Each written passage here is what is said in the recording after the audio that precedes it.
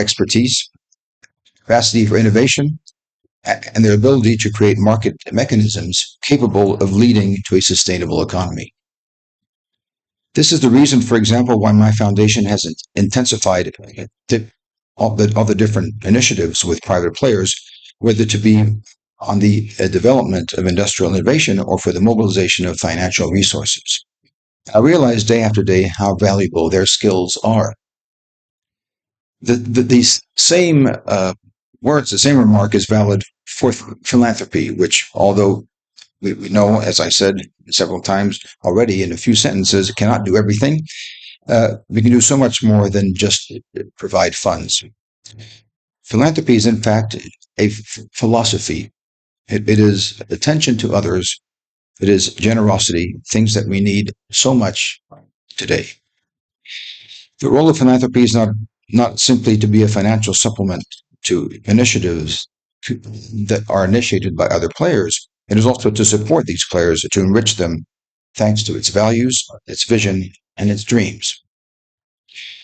That is why it is important, as we are doing here this morning, to place philanthropy at the heart of the transition that must be effected.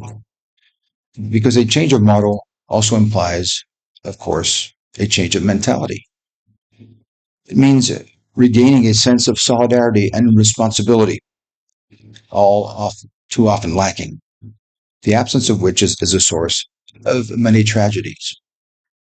So I'm pleased that our discussions, which are being held here at the heart of this COP28, whose limitations we can sadly see, but I'm pleased that they're made heard at the heart of these negotiations, and these values must absolutely be our guide as we go along this road. So thank you all very much. I look forward to the discussions. I might have to leave a little early, but so please excuse me. But thank you so much for being here this morning. Thank you very much, Mr. Highness. Yes.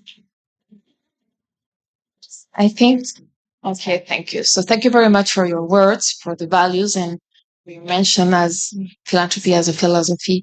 Now we are going to give the welcome to Your Highness, Mr. Almandos. I think he's almost there. Almost. Well, should we have to wait for him or not? No? So, okay, so we are going to give the floor to Mr. Chinsky. Please, Mr. Ski.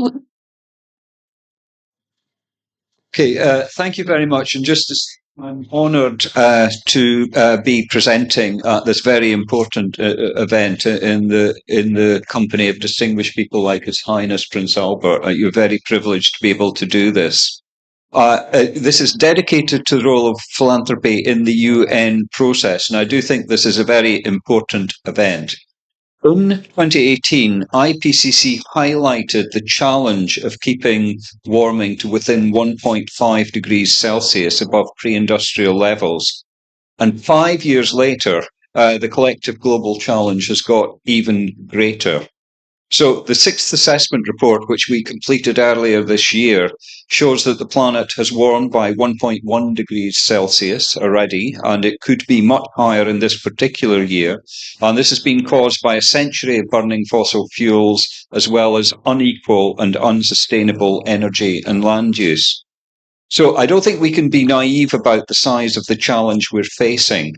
Just for climate change mitigation, the gap between finance and the investment needed amounts to trillions of dollars.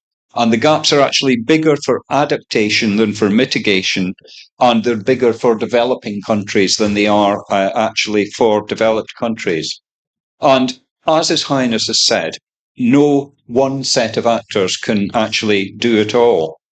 Now, on the mitigation side, there are commercial incentives, especially if carbon is priced and the right regulatory frameworks are in place. The private sector can take a major role there, especially if public funds are used in a clever kind of way to de-risk investments for the private sector.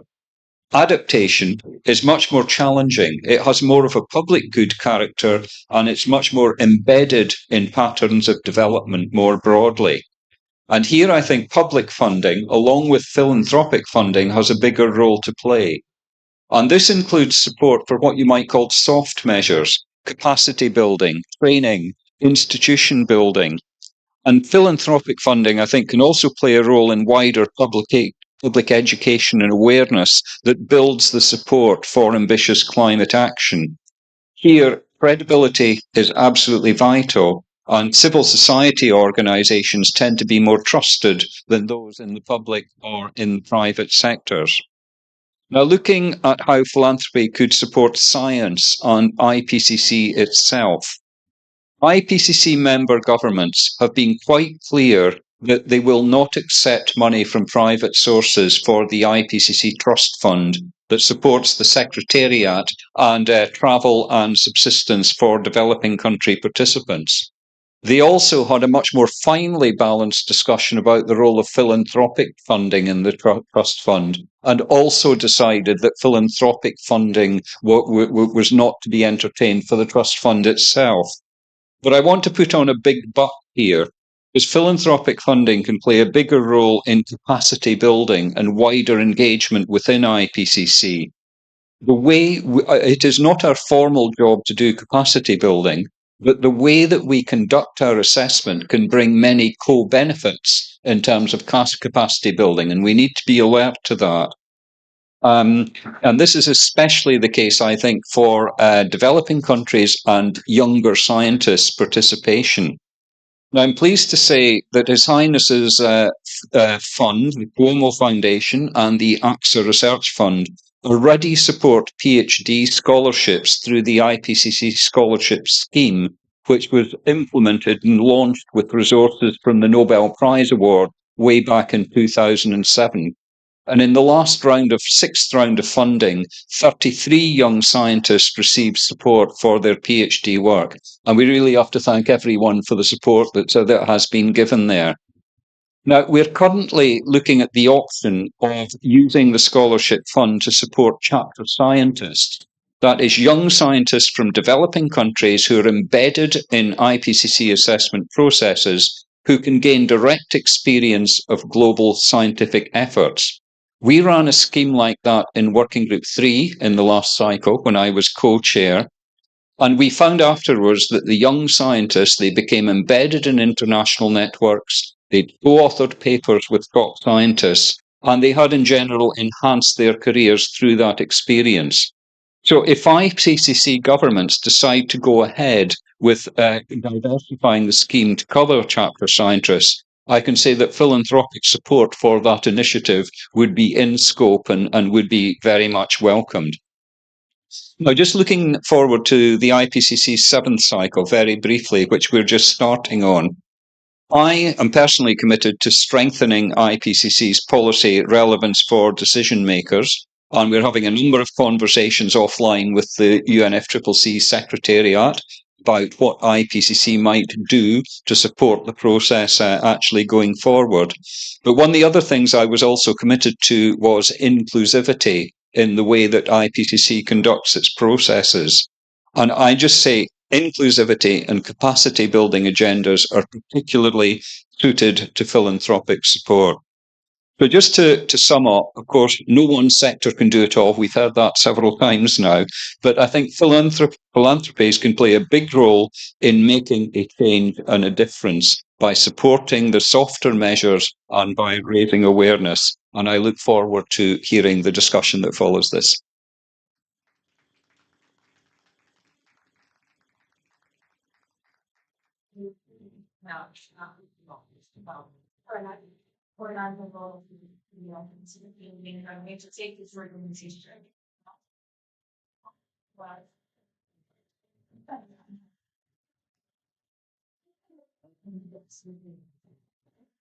So thank you. That's better. Thank you, Olivier.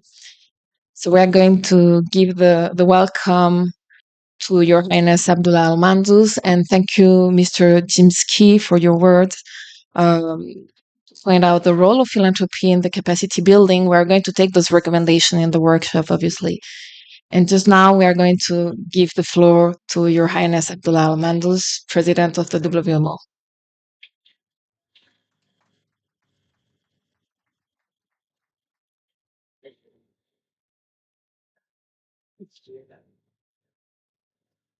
First, I'm sorry. I was not late. I was here since 7 o'clock. And I think we met, So I was roaming around for 2 hours to reach to here. Finally, I am here. Yeah. Your Excellency, thank you for being here with us. We are glad to have you here. So, ladies and gentlemen, good morning.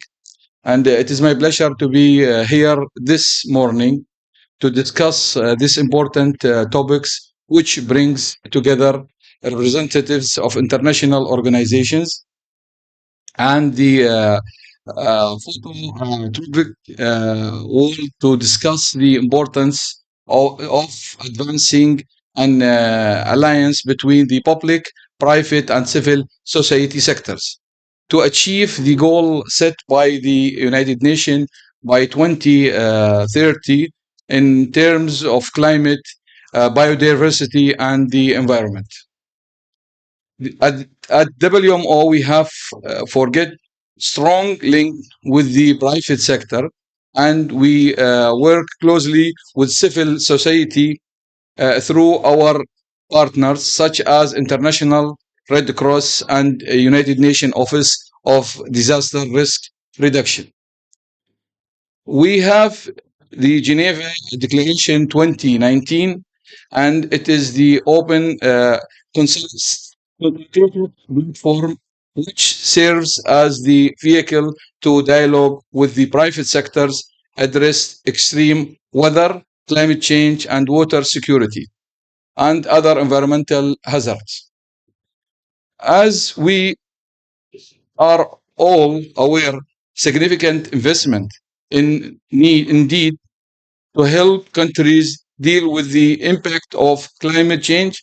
WMO has many initiatives, such as the Early Warning for All initiative, which aims to ensure that anyone on Earth is protected by the early warning, which with the next 5 years. Also, we have sustained observation financing facilities. We have cruise climate risk early warning initiative. WMO has not such much engagement with the phototropic world in this stage. WMO can assist our members to explore this in their countries and regions.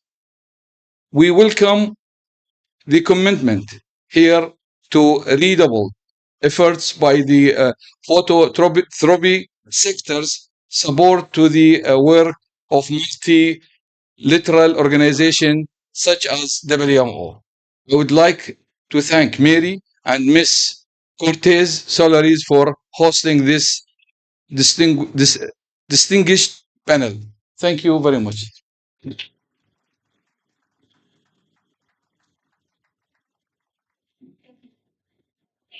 Thank you very much, Your Highness Abdullah Al-Mandus, for your word. And this early warning for all initiative was certainly really important for the next 5 years. So now we wish to give the floor to Mr. Bruno Ossi, Deputy Director of Ecosystem Division of the UNEP.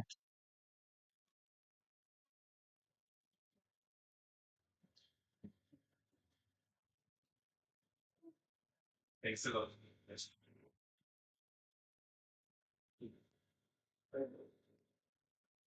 Now that works. Okay. Sorry about that. Good morning, Votre Altesse Sérénissime, Your Highness, dear colleagues, dear friends. Thanks a lot for inviting UNEP to be part of this discussion, and greetings from our Executive Director, Inge Anderson, who has asked me to represent her.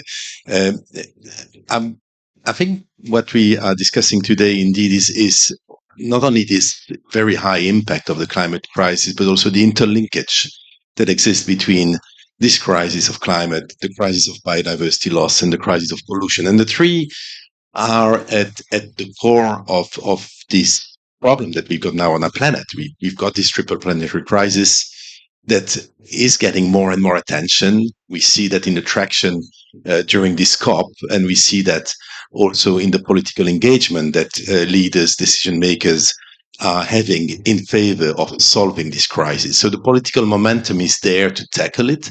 But we also know, and we've noticed that already in the introductory speeches, that the financial challenge that is linked to solve this crisis is gigantic. It really needs to have all hands on deck, to have all sectors of society coming in to support the effort for change. We need to change behaviors. We need to change thinking. We need to change the way we do things so that we give a future to this planet and to our future generations. So there's a good news, there's a momentum, and the good news that we've identified the challenge. And we have also scientifically, and that's also part of the IPCC's work and other bodies of science work, we've identified as well the gaps that we need. More than $300 billion per year for adaptation, for example, are needed. These are really important figures related to climate. But we've got the same challenge when it comes to biodiversity. If we want to implement the global biodiversity framework, if we want to have this dream of 30 by 30% of the terrestrial and marine environment protected in the next few years, we need as well another $300 billion per year. And if we want to deal with pollution, only, for example, plastic pollution, which is really high on the agenda nowadays, we know that the amounts that need to go into innovation, into creating the life cycle approach on plastic are about the same level. So governments alone won't do it. Private sector alone won't do it. And that's where the philanthropic world can come in and support. Not to do it alone, to come as a complementary, to go into these sectors where we need a revolution of the thinking. And there, innovation, science, education, bringing experts to understand and to build capacity in dealing with the crisis is really a field where we think philanthropists can do a lot in support of the UN. And in exchange, of course, in the UN system, we can open our scientific peer networks. We can open this coalition of partners, including with UN agencies, academia, and stakeholders to the philanthropic world. So this is really the call that we are making, and that we hope can be heard because, and we realize this, there's no alternative. In fact, we need to be all in this together. But again, the optimism note, and I'll stop with this, is that we can still make it. And that's why we are gathering efforts, and we are calling for this innovative approach to philanthropy as well. Thanks. So thank you very much, Mr. Pozzi, for your words. And I give the welcome to Chris Samper from the Business Earth Fund. He's a managing director, leader for Nature Solutions. Thank you very much to be here. We know how difficult it was. And now I'm going to give the floor to Tristan Tyrrell from the CBD director. So thank you.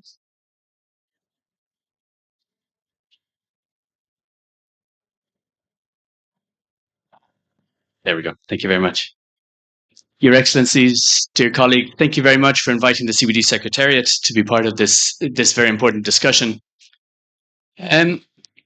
So just building on some of the issues already mentioned, the Climatic Montreal Global Biodiversity Framework has set a very ambitious set of goals and targets to put us back on track, or even putting us on track in the first place, to living in harmony with nature by 2050. Because of various delays, obviously, the framework was only adopted a year ago, pretty much almost today, very nearly. What we need is to see fast and effective implementation in order to achieve all of the goals, the targets by 2030. But this is building on a legacy of a series of set of global biodiversity targets that we have failed to achieve, at least in their entirety. The reality is that biodiversity is going in the wrong direction, as is the climate. And we need to be doing a lot more in terms of turning things around and putting us on the right trajectory. Within the context of financial resources and various resource mobilization, as the term is used, for the 2020 Aichi biodiversity targets, there was a target about financial flows. It was seen to have been achieved, that particular element of the target, but the reality was that it was $3.9 billion of government funding and 9.7 from all sources were flowing per annum in the lead up to 2020, and that was given a green flag that was said that we'd achieved it. But as colleague Bruno has just mentioned, we need vastly more sums in order to effectively deal with biodiversity loss. There are estimates of over $700 billion a year flowing in the right direction. However, within the global biodiversity framework, those figures that were agreed on by parties, by governments, are considerably lower. Up to $30 billion of government funding to be flowing by 2030, with $200 billion flowing from all sources. It's a fraction of what we actually need. Now, those were obviously negotiated figures, but this is also in the context of the Paris Agreement and the $100 billion a year that was expected to be flowing to support that. So there's a role for everyone, all different sources of funding, in order to help the various governments, civil society, indigenous peoples and local communities, individuals, to take the actions needed in order to put us on the right track to achieve the 2030 targets. And so there is certainly an expectation of governments to provide a considerable chunk of that. There's an expectation of the private sector, and you see a lot of that in some of the negotiations, an expectation of the private sector to step up and to support this. Interesting to listen to what Jim was saying in terms of the role for the private sector within the climate context. Within the biodiversity context, there's a certain hesitancy about the role of the private sector, issues around transparency and accountability, and what exactly is the ultimate objective of some of those companies, businesses, etc., for their actions. And so there's certainly a role then for the philanthropic sector to step forward as well, to provide a certain level of that accountability, that transparency, but I think also very much in terms of raising awareness on the importance of dealing with the biodiversity crisis, as well as the climate crisis, recognizing the linkages between the two, the fact that they are two sides of the same sword, the same coin, however you want to put it, and that the fact is that there is considerable attention given to the likes of Your Highness, to the Bezos Fund. There's a certain amount of media cachet, shall we say, with the likes of individuals like yourselves stepping forward and taking and championing some of these issues. And so, from the biodiversity side of things, which sometimes can be seen as a bit of a nice to have, but otherwise not very important to certain people and certain groups. But just emphasizing the importance that actually we are fundamentally dependent on nature, on a healthy environment for our own well-being, our own health. And of course, that dependency is not equal amongst everyone. There are various people who are considerably more vulnerable to biodiversity loss, to climate change impacts, and we need to have these sort of champions. Again, just something that Jim mentioned in terms of the innovations. And Bruno, you mentioned this as well. The fact that philanthropic sources can provide incentives for more creative thinking around how we engage with nature and the importance of it is certainly very valued.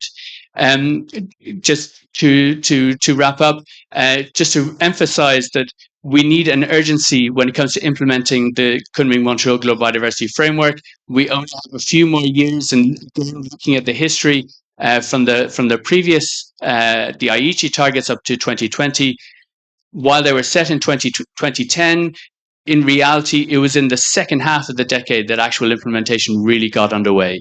We don't have the time to wait for governments, for everyone, because the framework is not solely for governments. It's whole of government, not just the environmental sector, but everyone and whole of society. And we need to have fast and effective implementation today. Thank you. Thank you very much, Mr. Terrell, for your word, the necessity of accountability and the importance to have champions and to create incentive in certain topics. Now we are going to give the floor to Chris Samper. Thank you, Chris. Thank you. Good morning, and my excuse to fellow panelists for being late. Security was a bit challenging to get through. But I'm delighted to be here to talk about the role of philanthropy to solve these very important challenges. I represent one of the newest philanthropies, one of the new kids in the block, the Bezos Earth Fund, which was created less than 3 years ago by Jeff Bezos, with a very generous pledge and commitment to invest $10 billion of philanthropy specifically to tackle the climate and nature crisis. And that's a very important issue because we do think they're totally interrelated. You cannot solve the one without the other. And I think that's been important at this COP to see things like the food declaration yesterday, recognizing at least 1/3 of the solution has to come from transforming food systems. Same we saw in Glasgow with forest declaration. We're still working the oceans issues and getting them the attention they deserve. But clearly, this is a key issue for the planet and for the people that live here.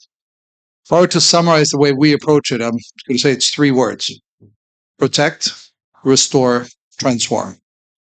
We clearly feel that, and this ties in nicely with the Kunming-Montreal Protocol, framework.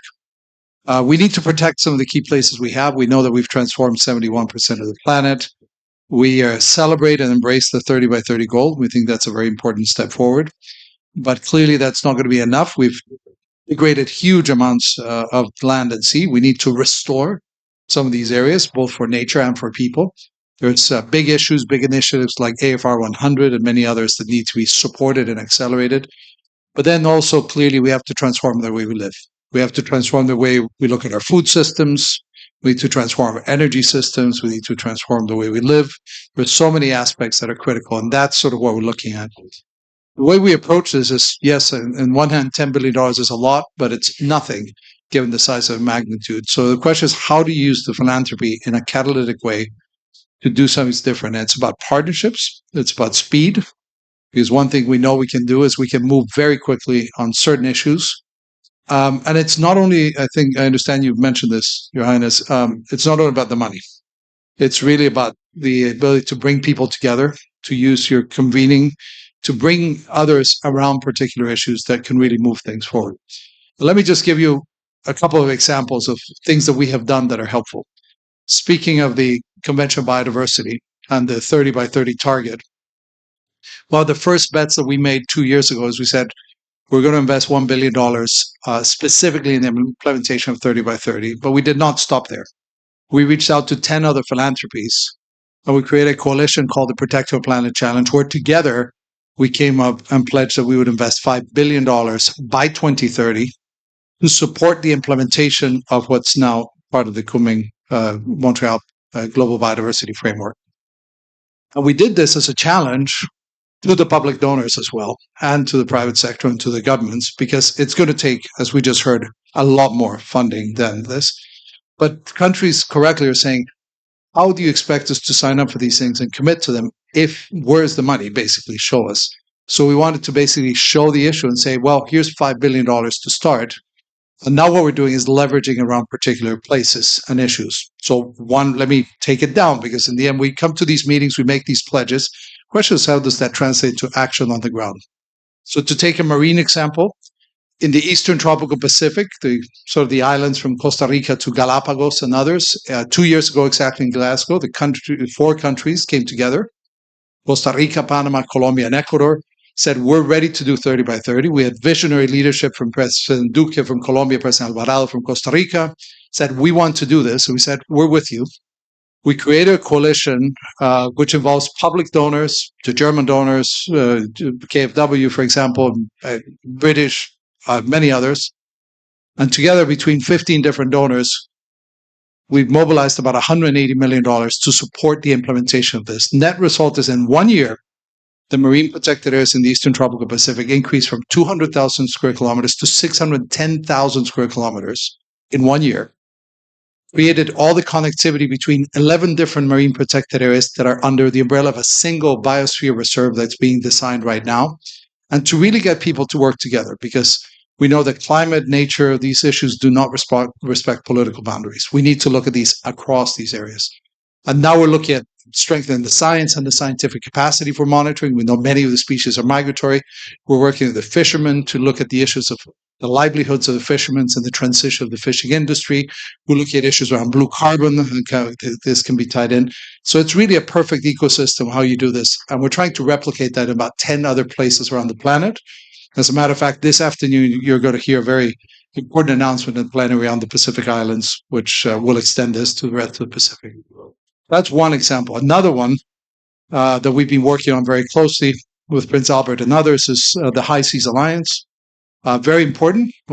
Most of the world didn't realize one of the great things that happened in this world is we ratified a global agreement to protect the international waters and to really look at this. It's a major issue. This is 2/3 of the planet.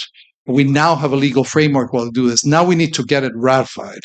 So we had an opportunity during Climate Week to come together to do this. Several of the philanthropies decided to work together to provide the technical and legal capacity and assistance to the countries so we can get 65 countries to ratify it by 2025 so it can enter into force. So it's a good example of how you can get different stakeholders to work together to do these things. I could give you other examples, but let me just wrap up by saying we recognize the responsibility that we have. We are part of the solution, but we clearly need to recognize and focus on a few key issues that we think are transformative. We need to figure out where we can play it and value added. A lot of it is around innovative issues about the speed that we do, taking some risks that public funding will not do, and really trying to mobilize it so we can make some of these changes. So we're pleased to be part of this action, and I'll probably stop there. We can come back with any questions later on. Thank you very much. Thank you very, very much, Crisemper. Thank you for your clarity, your preservation. I keep your word, protect, restore, transform the way we live, how to use the philanthropy, and to focus and be innovative. So now I'm going to give the floor to our Executive President of Filantropía Cortés Solari, Francisca Cortés Solari.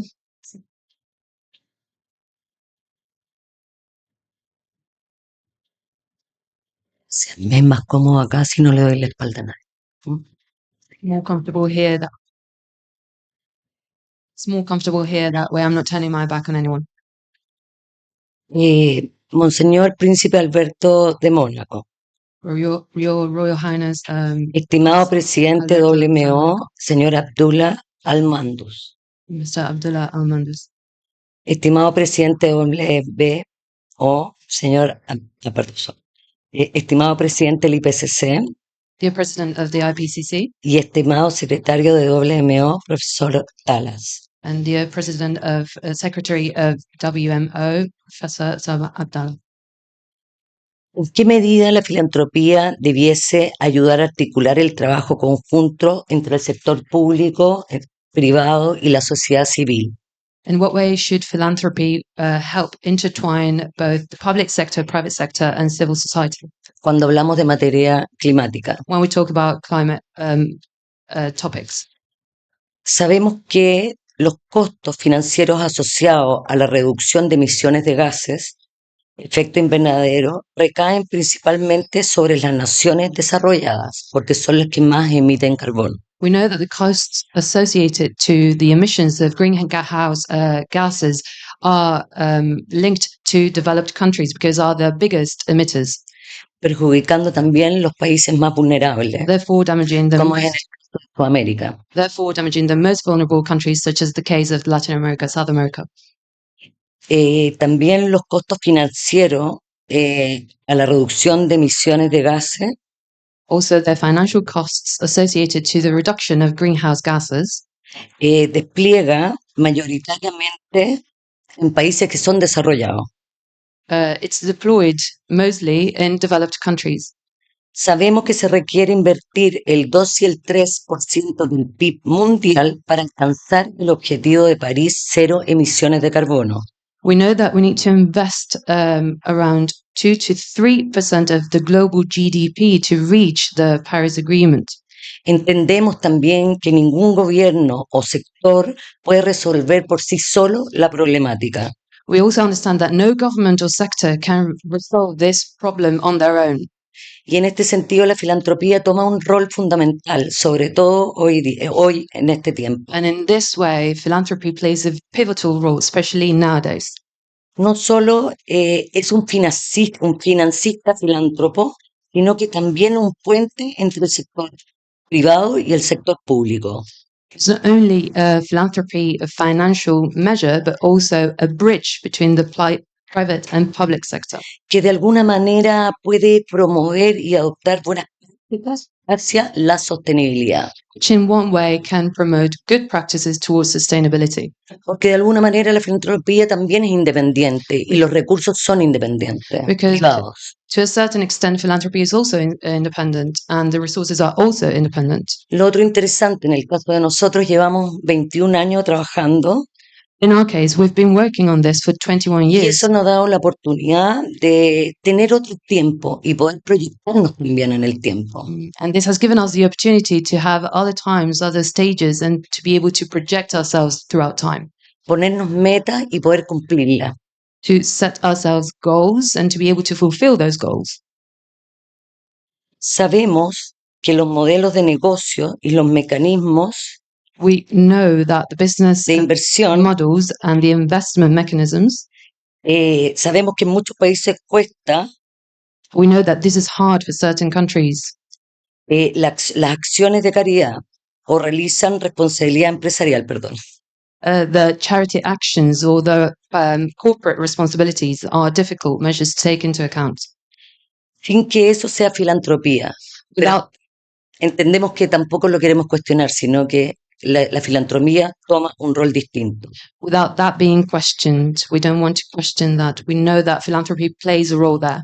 Pero también es un camino de mucha soledad, But it's also a very lonely pathway porque en general tampoco le podemos pedir a los estados because, in general, we cannot ask the states que generen instancias de coordinación, es decir, debemos pedir a los estados que generen instancias de coordinación we should ask the states that they create some examples of coordination y mediciones de impacto, and impact measurements, como también lo hemos hecho nosotros como privados y como filántropos para ser responsables con lo que hacemos. as we have done in the philanthropy world, to be responsible with what we do.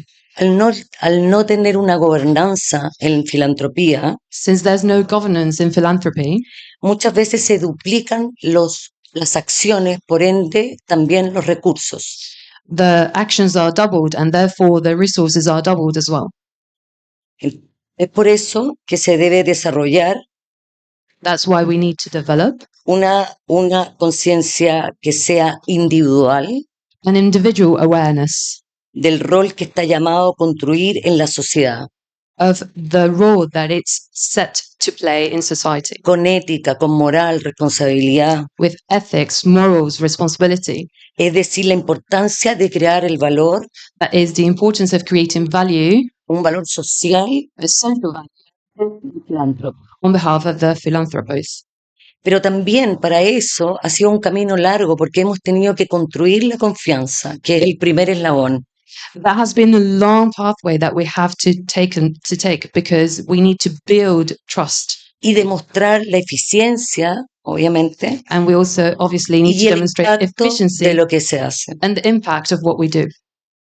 Demostrar el impacto supone adoptar elevados estándares Demonstrating de trazabilidad, the impact entails showing tanto, biggest standards of traceability, tanto en los ingresos como en los egresos. both in investment and the results. En Chile In Chile, tenemos 3 reservas, we have 3 reserves, una en latitud 22, one in altitude 22, en el desierto de 22nd Atacama, altitude in the Atacama Desert, también en la latitud 33, also in altitude 33 en el centro del país, in the center of the country, y otra reserva en la latitud 44. another reserve in the 44th altitude. Y esto nos ha permitido, en el fondo, el poder conservar. And this has allowed us to preserve. Han sido fondos privados. They have, thanks to private funds. El gran problema que tiene hoy día la conservación de los territorios, ya sea terrestre, marino lo hace el Estado, pero terrestre lo hacemos los privados. The biggest problem that preserving the territories have, be it terrestrial preservation or marine preservation, the marine ones, it's done by the state. Justamente hoy día necesitamos obviamente mucho más posibilidades y políticas públicas y apoyo de los gobiernos para facilitar a los filántropos que podamos seguir apoyando. We need more facilities, more help from the governments to be able to facilitate the philanthropists to be able to keep helping. La dimensión económica es una deuda más compleja de abordar. The economic dimension is a bigger debt that we need to tackle. Tampoco es realista suponer que se puede tensionar el debate en estos países. It is not realistic either to be En able los países, perdón. to suppose that we can create tension in these countries Al punto de forzar la elección entre lo laboral y lo ambiental. to the point of forcing the tension between the work sector and the environmental sector. Se trata de conversaciones país, These are some conversations that need to happen donde at se country deben level, abordar los territorios como un todo where the lands, the territories need to be tackled as a whole, y evaluar cómo avanzar hacia industrias más sostenibles and to evaluate how to advance into more sustainable industries que reduzcan el impacto en la naturaleza that reduce the impact on nature sin comprometer el necesario desarrollo del país. without compromising the necessary development of the country. Necesitamos nuevas formas. Sabemos que estamos en un cambio de paradigma. We need new ways. We know that we are on a paradigm shift. Un llamado a los líderes. We need to call the leaders. Necesitamos ayuda. We need help. Gracias. Thank you.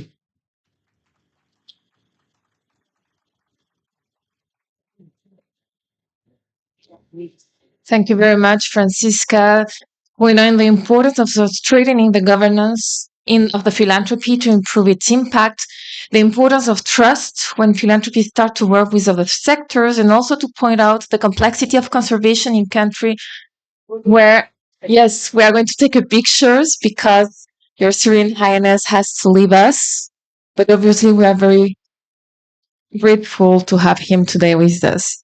So we're going to take the official picture and then we're going to continue.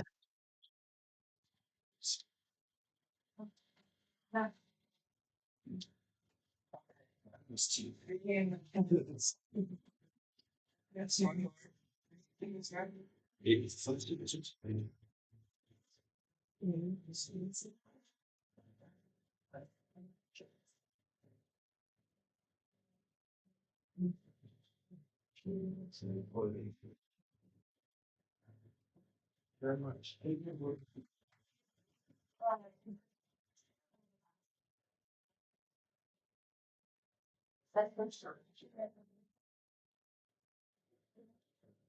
Yeah. Thank you very much for coming. Sure, so you see these and to you straight. Thank you. What have you done?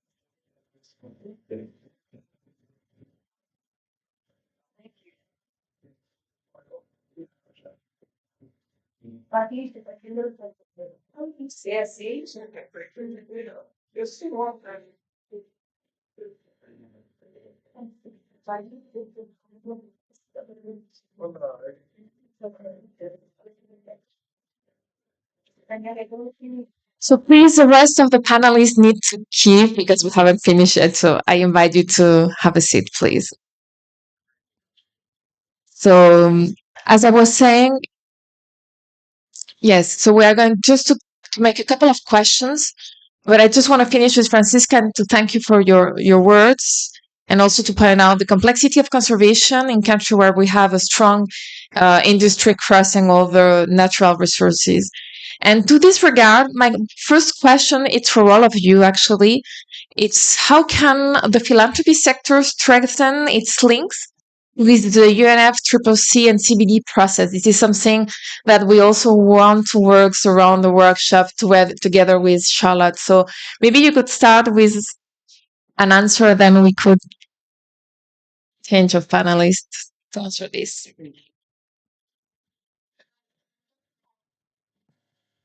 Well, I think having a very clear dialogue around this process and figure out which are the moments and the places where we can add the most value. The process we've been most involved with has been with the CBD. And in particular, the historical moment was very interesting in that we were, as was mentioned before, adopting a global framework for the next decade. And it was very important to be around the table, to have an opportunity to learn, to see this, to understand what the needs were, and to be able to make some strategic investments at the right times so we could accelerate them. Let me give you one more example of something we just announced last week, and we've discussed with David Cooper, acting secretary of the CBD. One of the really important decisions that's being discussed in the CBD is what's called digital sequence information. It's around the use of genetic resources. And this is a key issue. The negotiation for that is currently underway to agree it. But it's a very complicated negotiation. We have to bring the private sector, the industry, the pharmaceutical industry, and others. You have to bring the governments. You have to bring others. So we were approached about providing some short-term funding over 1 year to support the options and the negotiation in this regard. So we've just announced at the first meeting of the open-ended working group just a couple of weeks ago, some funding to accelerate that process outside of the main negotiation to provide specific options that can be brought to the table and accelerate this so we can actually get this. If this works, this could potentially unlock, to your point, $100 billion of finance for biodiversity. This is the example where even a modest investment at the right time, $1 or $2 million, can really support the process by working with the Convention on Biodiversity. So it's examples like that I think we need to find, very strategic and very timely investments.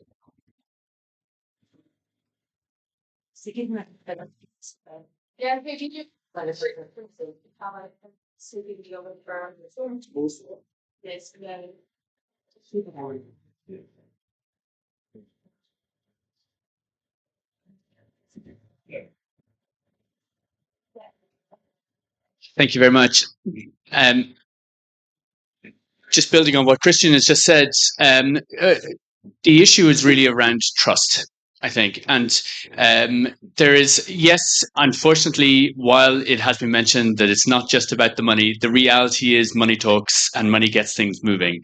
So it's the ability to say, to convene and to show leadership on various issues and to say, even if it's just a very small investment relatively, it's the fact that there is the potential of funding that would be available to at least stimulate, incentivize action can lead to huge advances then in terms of getting people to coalesce together, focusing on certain issues and getting over certain hurdles. Certainly within the negotiations, they can be very tricky for both technical and political reasons, certainly, but the likes of the leadership that the philanthropic the philanthropies can bring to this is vital, frankly. Governments, there is a lot of conditions and difficulties in terms of just what is actually being funded, how do you access that, what are the hurdles, the hoops that you have to jump through in order to access that. As I mentioned earlier, there are issues around, well, what is the private sector ultimately hoping to gain out of their own investments in this? And the philanthropies can step into that gap and say, we are able to bring the various key individuals or key agencies or whoever it might be, including governments, including civil society, including individuals even, to come together and say, here is an opportunity for really taking a certain issue forward. One of the, frankly, difficulties when it came to the negotiations around the Kunming-Montreal Global Biodiversity Framework was, yes, governments were saying that we're looking for ambitious targets where we recognize the need to address this devastating trajectory on biodiversity at a global level. But we're not going to agree to something and then not be able to actually deliver it. We have a legacy of failing to meet biodiversity targets. They wanted to see that there was the support in terms of capacity, certainly, and knowledge and understanding and ability to do various things, but also the financial flows that were needed. And there was a bit of a hiccup towards the end when certain issues around the resource mobilization, the financial flows side of things wasn't particularly clear or seen as being sufficient for some governments. But the likes of the Bezos Fund and others to be able to step forward and say, yes, but we are also here, and we're willing to also step into the breach and to support some of this action, was seen as being incalculably valuable to the whole process. Thanks. If you want to add something, yeah. Just adding a little. I mean, this is really indeed. I think we're very much aligned in the thinking. I think when we are in our positions and looking also at all the solutions that are brought forward, very often, because if you take an organization like UNEP, we're very science-driven and normative institution. We want to help demonstrate and help the science demonstrate that solutions that are proposed are the right ones, then they can be scaled up, that they can be brought forward to the whole world, and that's where investment from philanthropy, support to research, gathering the data, getting it with the best technological ways to the world. It is where usually many of these solutions are struggling. So any effort that the philanthropic world can do to support this scaling up of solutions, demonstrating that they are right, that they can have an impact both in terms of climate change and of biodiversity, because very often they've got an impact on both sides. This is really things that are really helping. I'll make also something that I very keen on, which is how philanthropies can also support the transformation of the education sector.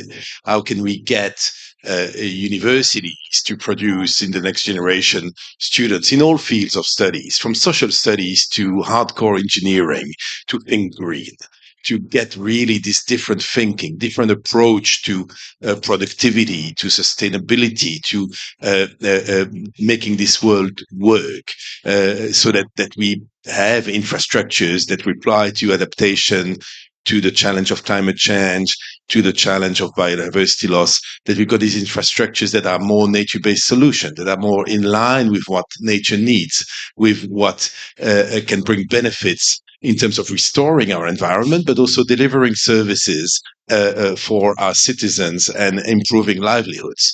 But it's a different way of thinking. How will we face huge floods, huge drought, if we keep building infrastructures as we do today? So we need to really rethink this, align it with nature, align it with the reality of climate change, and then bringing through nature-based solutions, through investment in nature, to restoring our planet, the benefits of both adaptation to climate change, mitigation of it, and the revival of building of biodiversity that we can still have if we invest rightly in it. Thank you, Bruno. Christian, you mentioned the word trust. And I want to take it back, that word, because we know, and you know that, Chris, that in countries in South America, sometimes with less philanthropic culture, the dialogue between sectors, it's a little bit difficult, let's say. So it's not that common that philanthropists are part of the conversation. And if they are, it's always a little bit suspicious. So what can we do in order to get a stronger philanthropy with stronger quality standards in the South in particular? Because we have big players in the North, but we believe that we need to get a stronger philanthropy force in the South.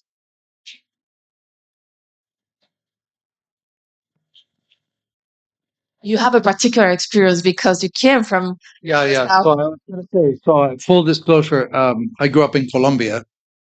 And the first thing I want to say is many of our countries do not have a culture of philanthropy. This is a big difference. I mean, the United States is a little bit unusual in that, even compared to Europe. It's not only an issue of having the resources, but the willingness to actually be able to share them in the right way. So I think a lot of it is around educating this and trying to create the mechanisms and the visibility for this. Let me add a word which is around transparency. I think sometimes there's also doubts around what the purpose of these investments are, and sometimes they're being used either greenwashing or for lobbying particular interest in issues. So I think being totally transparent in terms of what are the issues, what are the investments, why we're doing them, and the impact is a real key issue that we need to look at. And the trust between us, it's an issue of having a very open dialogue between philanthropies. I think the point that was made before, these issues are very challenging and they need different players to work together. No one philanthropy, how big or how small you are, can do it. So we really need to work together. We need complementary skill sets. Some of us have a strength in one area or others, and we really want to solve this puzzle with all these dimensions. We need many pieces and many disciplines. So I think we need to look at this and build that relationship long term, short term solutions, but with longer term impact. I think looking at that temporal issue is a key element as well. Thank you very much. We have to let Mr. Hernandez go. Okay, I want to give you like a large example between the Mary Foundation and WMO cooperation here, and you've been with us for a long time. Also, we have the initiative of the UN Secretary General about early warning for all, and we are also as WMO we have a mandate to do, and we are looking for everybody to participate in our mandate on monitoring and forecasting for climate change. Also, we are working with the Red Cross. This is a good relationship with the Red Cross on this. So we in WMO we are willing to work with everybody that can help on the effect of the climate change. So I have to go, and thank you very much. Thank you. Thank you. Bravo. Thank you very much, Your Highness. So we are going to close this panel. We really want to thank you, all those panelists, those Chris panelists. We are going to have a moment and then we are going to start the workshop. Thank you very much.